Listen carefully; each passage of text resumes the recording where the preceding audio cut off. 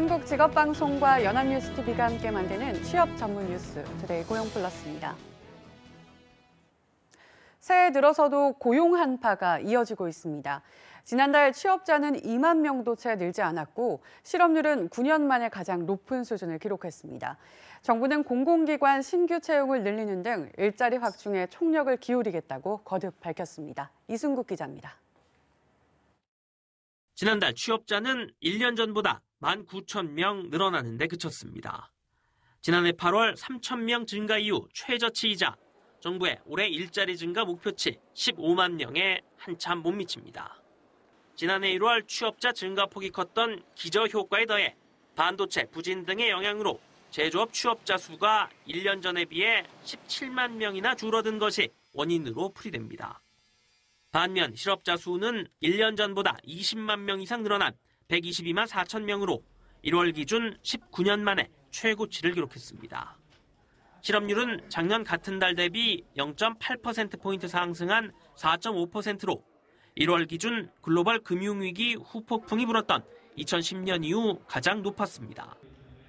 60세 이상 실업자가 큰 폭으로 늘었는데 일반적으로 2월에 진행하던 노인 일자리 사업 모집이 앞당겨진 것이 영향을 준 것으로 통계청은 분석했습니다.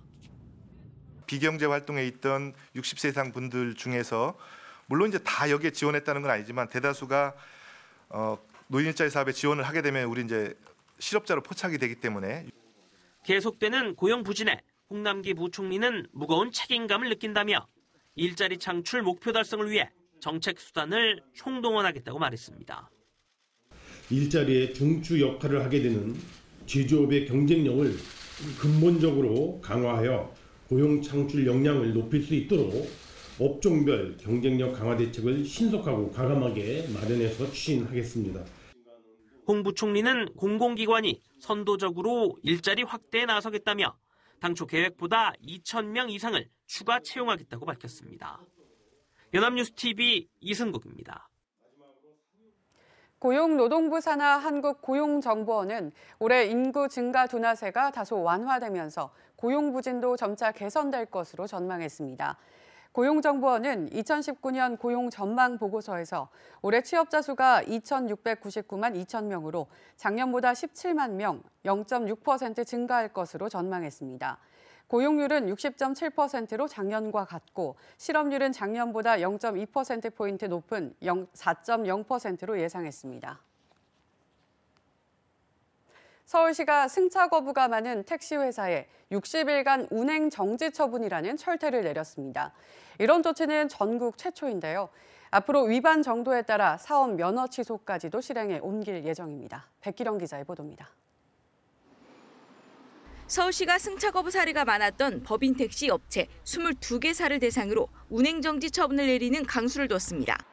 택시 운전자가 아닌 소속 회사를 징계하는 것은 전례가 없는 일입니다. 22개 업체의 승차 거부 위반 차량은 총 365대인데 그 2배수인 730대를 60일간 운행할 수 없게 됩니다. 다만 동시에 730대가 운행 정지될 경우 시민 불편이 우려되는 만큼 위반 순위와 지역을 고려해 2개월 간격으로 4차례 나눠서 시행합니다. 지난해 11월 15일 자치구로부터 승차 거부 위반 처분 권한 전체를 환수한 서울시는 승차 거부 위반 지수를 산정해 엄격한 처분을 내릴 것을 예고했습니다. 위반 지수는 택시회사 소속 차량의 최근 2년간 승차 거부 처분 건수와 해당 업체가 보유한 면허 대수를 비교해 산정합니다. 위반 지수가 1 이상이면 1차 사업 일부 정지, 2 이상은 2차 감차 명령, 3 이상은 3차 사업 면허 취소 처분이 내려집니다. 위반 지수 1을 넘기는 업체에 대해서는 예외 없이 운행 정지 처분을 통해서 최대 사면허 취소까지도 가능하고 퇴출될 수 있다는 그런 경각심까지도. 이번 운행 정지 처분 실행의 배경에는 개인 택시 대비 법인 택시 승차 거부가 잦은 데 있습니다. 2015년부터 2017년까지 승차 거부 신고 중 법인 택시 비율은 74%에 달할 정도로 법인 택시의 승차 거부가 잦았습니다. 연합뉴스TV 백기련입니다. 불과 10여 년 전까지 대형마트나 기업형 슈퍼가 급성장하면서 전통시장과 골목 상권이 사라지는 게 큰 사회적 논란이었습니다. 하지만 이제는 사정이 달라져 대형마트의 입지가 갈수록 줄고 있는데요. 불황에 젊은 소비자들이 온라인과 편의점으로 옮겨가면서 실적도 악화하고 있습니다. 이동훈 기자입니다. 온라인이 오프라인보다 더 익숙한 20, 30대들에게 최고의 쇼핑 장소는 바로 PC와 모바일입니다. 핸드폰으로 빨리빨리 할 수 있으니까 집까지 다 배송해 주니까. 구하기 힘든 물건만이 아니라 생수, 휴지 같은 생필품도 인터넷으로 해결합니다. 마트 같은 데서 가면 장을 보면 짐을 들고 와야 되잖아요. 뭐 그런 것도 불편하고 굳이 혼자 거기를 갈 필요는 없다고 생각을 해서 인터넷으로 주문을 하면 되니까. 이렇다 보니 유통시장의 강자, 대형마트들은 위기를 맞았습니다. 이마트의 작년 4분기 영업이익은 1년 전의 절반에도 못 미쳤고 롯데마트는 같은 기간 80억 원 적자를 냈습니다. 반면 재작년 2조 6천억 원대던 온라인 쇼핑 업체 쿠팡의 매출은 올해 5조 원을 돌파할 전망입니다. 위메프 역시 작년 4분기 거래액이 1년 전보다 40% 넘게 늘었습니다. 1인 가구의 소비, 소위 솔로 이코노미의 성장과 함께 동네 편의점도 대형마트들을 위협하고 있습니다. 소득의 전반적인 감소, 그리고 온라인을 비롯한 쇼핑 채널의 변화, 특히 편의점과 1인 가구의 증가 역시 영향을 미치고 있는 것으로. 대형마트들도 부랴부랴 온라인 쇼핑몰 확대에 나섰지만 빠른 배송을 앞세워 이미 두터운 고객층을 확보한 온라인 유통업체들을 따라잡고 다시 고성장세로 돌아설 수 있을지는 미지수입니다. 연합뉴스TV 이동훈입니다. 정부가 조세 형평성을 맞추기 위해 고가 토지 위주로 공시지가 현실화율을 높였는데요. 하지만 고가 토지의 공시지가가 시세와 비교해 어느 수준까지 올랐는지 구체적으로 밝히지 않아 논란이 벌어지고 있습니다. 이재욱 기자입니다. 대부분 시세 상승률 수준으로 올렸지만 1제곱미터당 시세가 2천만 원이 넘는 고가 토지의 경우 20% 넘게 공시지가가 인상되면서 현실화율이 높아졌다는 것이 정부의 설명. 그러나 정부는 고가 토지 공시지가를 얼마나 현실화했는지 구체적인 수치는 따로 밝히지 않았습니다. 전국 표준지 공시지가의 평균 현실화율이 64.8%로 작년보다 2.2%포인트 올랐다고만 공개했습니다. 국토교통부 이문기 주택토지실장은 통계상 문제로 가격대별 유형별 현실화율은 따로 공개를 안 한다. 앞서 표준단독주택 공시가격 발표 때도 그랬고 앞으로도 그럴 것이라고 설명했습니다. 이 때문에 정부의 공시지가 인상 조치가 형평성 제고 취지에 얼마나 부합하는지는 정확히 알 수 없는 상황. 실제 현대자동차 그룹의 서울 삼성동 글로벌 비즈니스센터 부지 공시지가는 1제곱미터당 5,670만 원, 5년 전 구입가의 절반에도 미치지 못합니다. 정부가 밝힌 공시지가 현실화율은 굉장히 좀 현실과 동떨어지지 않았나 그런 생각이 들고요. 정부가 이것을 어떻게 산출을 했고 어떠한 근거로 나왔는지를 밝혀야 되는데 그런 거 없이 단순히 수치만 내놓다 보니까 고가 토지 공시지가 현실화율이 전국 평균보다 높으면 해당 토지 소유자들 반발이, 낮으면 봐주기라는 비판이 예상되기 때문에 공개를 꺼리는 것이 아니냐는 지적이 나옵니다. 경제정의 실천 시민연합은 표준 단독주택 공시가격과 표준지 공시지가를 어떻게 산정했는지 감사원 감사를 청구할 예정입니다. 연합뉴스TV 이재욱입니다. 부동산 시장이 위축되면서 경매에도 찬바람이 불고 있습니다. 법원 경매 전문업체 지지옥션에 따르면 1월 법원 경매 진행 건수는 11,075건으로 지난해 12월보다 9.3% 늘며 2달 만에 11,000건대로 올라섰습니다. 진행 건수가 늘어난 것은 유찰된 경매가 늘며 계속 누적됐기 때문입니다. 반면 응찰자가 줄고 써낸 가격도 낮아지면서 감정가 대비 낙찰 가격을 의미하는 낙찰가율은 지난해 12월 70.9%에서 1월 70%로 0.9%포인트 떨어졌습니다. 한국토지주택공사는 시중 임대료보다 싼 임대료로 최대 20년까지 살 수 있는 청년 신혼부부용 임대주택 7,800여 가구를 공급한다고 밝혔습니다. 청년 신혼부부 임대주택은 전국 70여 개 지역에서 1,925가구가 공급되고 이 중 전세가의 30에서 50%로 수준으로 공급됩니다. 지원 가격은 청년은 19세에서 39세 이하, 신혼부부는 혼인기간이 7년 이내거나 6세 이하의 한부모 가족이면 가능합니다. 또 연중 지원 가능한 신혼부부 전세 임대주택은 올해 전국에 5,700가구가 공급되고 전세금 지원 한도액도 수도권의 경우 1억 2천만 원으로 높였습니다. 로봇과 인공지능의 일상에 활용되는 미래형 스마트 시티가 오는 2021년 세종과 부산 두 곳에 들어섭니다. 세종시는 자율주행, 공유 기반의 첨단 교통도시로, 부산은 물순환 기술을 바탕으로 한 수변도시로 바뀝니다. 배삼진 기자가 보도합니다. 정부가 3년 내로 세종과 부산시에 스마트시티 국가 시범도시를 만듭니다. 274만 제곱미터, 서울 여의도 크기인 세종 스마트시티는 인공지능을 활용해 걷기 좋은 도시를 만듭니다. 자율주행차용 첨단 도로가 건설되고 스마트 횡단보도나 스쿨존 등 보행자 위주 시스템이 도입됩니다. 개인 차량은 줄이고 도시 진입을 막아 공유차나 퍼스널 모빌리티가 주된 이동수단이 됩니다. 체크된 개인 건강 데이터를 토대로 맞춤형 의료를 제공해 도시 전체가 병원 역할도 합니다. 산업혁명의 핵심 기술들을 우리가 일상에서 체감할 수 있는 생활 체감형 스마트시티가 될 것 같습니다. 부산 스마트시티는 물길 세계가 만나는 새물머리에 인공 물길을 내어 로봇과 물 관련 신산업을 육성합니다. 주차와 물류는 물론 의료 같은 일상에서 다양한 로봇을 이용할 수 있습니다.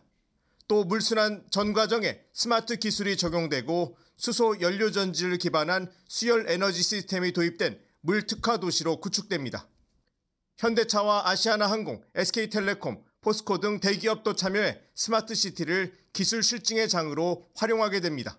스마트시티는 독자적으로 존재하는 섬 같은 모델이 아니라 기존 도시와의 연계성을 강화해서 주변 도시들도 더불어 스마트시티로 진화할 수 있도록 설계되어야 할 것입니다. 시범도시 공사는 하반기 시작돼 2021년 말부터 입주하게 됩니다. 연합뉴스TV 배삼진입니다. 우리나라 스마트폰 보유율은 95%로 세계 최고 수준인데요. 너무 많이 쓰다 보니 스마트폰 사용자 5명 중 1명꼴로 스마트폰에 거의 중독되다시피 한 것으로 나타났습니다. 특히 9살 미만 어린이나 60대 스마트폰 과의존 비율이 늘고 있습니다. 정선미 기자입니다. 스마트폰 과의존, 즉 중독의 판단 기준은 3가지입니다. 스마트폰 사용을 일상에서 가장 우선하고 이용 정도를 스스로 조절하지 못하며 스마트폰 사용에 따른 갈등으로 가정, 사회생활에 어려움을 겪는 경우입니다. 이 중 하나라도 해당하면 과의존 위험군인데 특히 셋 다 해당하면 고위험군으로 분류됩니다. 2만 8천여 명을 대상으로 실시한 정부 조사 결과 국민들 중 스마트폰 과의존 위험군 비율은 19.1%, 1년 새 0.5%포인트 늘었습니다.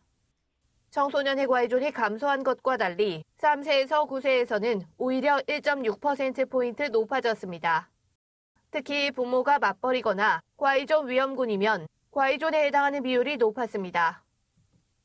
나이가 어릴수록 부모, 보호자의 역할이 더 크다고 볼 수 있는데 일에 바쁘시거나 하면서 시간을 더 못 내실 경우 스마트폰 같은 걸 개인적으로 활용하시는데 더 소비하실 경우에 자녀들이 더 스마트폰에 더 과의존하는 60대도 과의존 비율이 1.3%포인트 오른 14.2%였는데 직업이 있으면 이 비율은 더 높았습니다.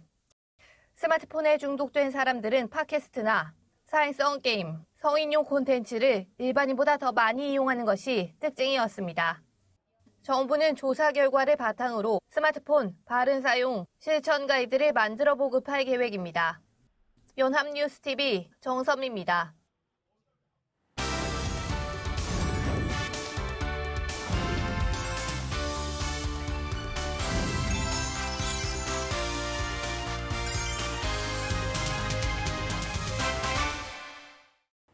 대한민국 50만 구직자의 일자리 현황을 데이터로 풀어봅니다. 투데이 데이터 뉴스 시간, 안치홍 아나운서 안녕하세요. 안녕하세요.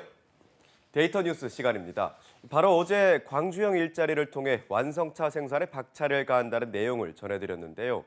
보다 서둘러 생산에 박차를 가해야 할 것으로 보입니다.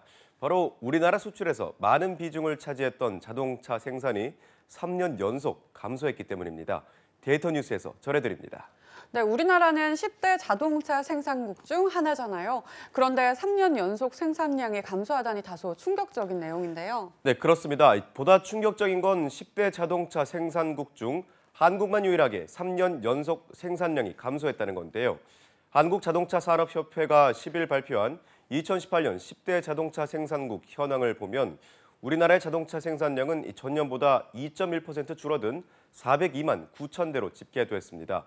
2015년엔 455만 6천 대를 생산했는데 2016년엔 422만 9천 대를, 그리고 2017년엔 411만 5천 대로 점차 감소하다가 지난해엔 402만 9천 대를 생산한 것이죠. 네, 50만 대 이상의 감소량을 보였다는 거네요. 게다가 10대 자동차 생산국가 중에서 우리나라만 유일하게 떨어졌다니 다른 나라의 경우는 어땠나요? 네, 대체로 이 해마다 감소와 증가를 반복했지만 우리나라처럼 연속으로 줄곧 감소한 나라는 없었습니다. 그보다 중요한 건 증감을 반복하더라도 자동차 생산량 상위권 순위에서 변동을 보인 나라는 우리나라밖에 없었다는 겁니다. 보시다시피 2017년과 2018년 5대 자동차 생산국에는 중국, 미국, 일본, 독일, 또 인도가 들어갑니다. 하지만 안타깝게도 2015년엔 5위가 한국이었는데 생산량이 감소하면서 2016년부터 5위 자리를 인도에 내준 거죠. 하지만 2018년엔 다시 6위마저 멕시코에게 빼앗깁니다.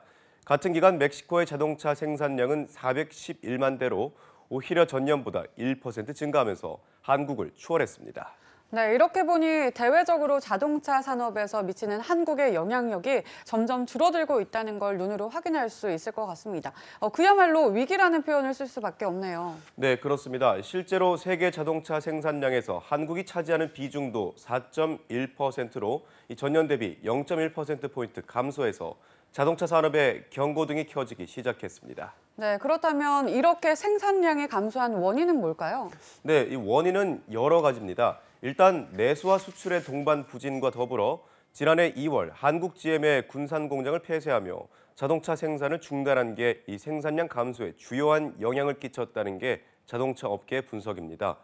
또 자동차 협회 측은 대립적 노사 관계와 경직된 노동시장 구조 등에 따른 고비용 저효율 생산 구조가 생산량 감소에 큰 영향을 끼쳤다고 했는데요. 현재 우리나라의 자동차는 한 대 만들 경우 투입 시간이 26.8시간인데 이는 24.1시간인 일본 토요타나 21.3시간인 미국 포드보다 높은 수준입니다. 반면 평균 임금도 9,072만 원으로 8,487만 원인 폭스바겐이나 8,344만 원인 일본 토요타보다 높다고 합니다. 이러한 고임금 저효율 생산 구조로 인해 수출 감소까지 이어지며 생산량이 감소했다는 거죠. 네, 아무리 임금을 높이 받더라도 좋은 품질의 자동차를 만들다면 문제가 없겠지만 일단 품질보다 생산량이 줄어든 것이 자동차 산업 발전에 영향을 끼쳤다고 볼 수 있을 것 같습니다. 네, 그렇습니다. 그런데 더 큰 문제는 이 자동차 산업만이 아니라 제조업 전반에 걸쳐 생산량에 경고등이 켜졌다는 겁니다. 통계청과 기획재정부에 따르면 지난해 제조업 생산은 0.1% 증가하는 데 머물러 사실상 성장이 정체된 반면 재고는 오히려 6.2% 늘어난 것으로 조사됐습니다. 특히 지난해 12월 재고율은 116%로 122.9%였던 외환 위기 당시인 1998년 9월 이후 20년 만에 최고치를 기록한 것으로 나타났습니다.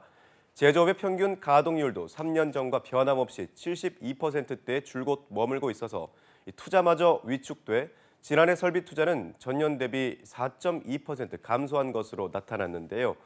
이렇게 설비 투자가 줄어든 건 자동차, 철강, 금속 광물, 또 철물 등 반도체를 제외한 굵직한 제조업의 생산 지수가 급감했기 때문입니다. 네, 저희 방송에서도 자동차 산업을 포함한 제조업에 대해 자주 다루는 이유는 그만큼 제조업이 한 나라의 경제에 큰 역할을 하고 있기 때문이잖아요. 그런데 굵직한 제조업이 흔들린다니 결국 경제 기반의 다리마저 흔들리고 있다는 걸 여실히 보여주는 증거네요. 네, 그렇습니다. 우리나라의 경우 제조업 취업자는 전체 취업자의 20% 정도를 차지하기 때문에 특히 이렇게 굵직한 제조업의 부활이 급선무인데요. 하지만 지난해 후반부터는 반도체 경기마저 꺾이고 있어 한국 제조업의 위기가 가속화할 것으로 우려되는 상황입니다. 네, 전 세계적으로 경기 침체가 이어지고 있다고 하지만 유독 우리나라만 자동차 강국에서 2번이나 순위 자리를 뺏겼습니다. 자동차 한 산업만 봐도 이렇게 대외적 영향력이 약해지고 있는데 우리는 어디까지 물러나야 할까요? 적극적인 지원과 개선 방안을 통해 올해부터는 다시 제조업이 부흥할 수 있길 바라겠습니다. 지금까지 데이터 뉴스 시간 안치홍 아나운서였습니다. 고맙습니다. 고맙습니다. 지금까지 투데이 고용 플러스였습니다. 오늘 저희가 준비한 내용은 여기까지입니다. 함께해 주신 여러분 고맙습니다.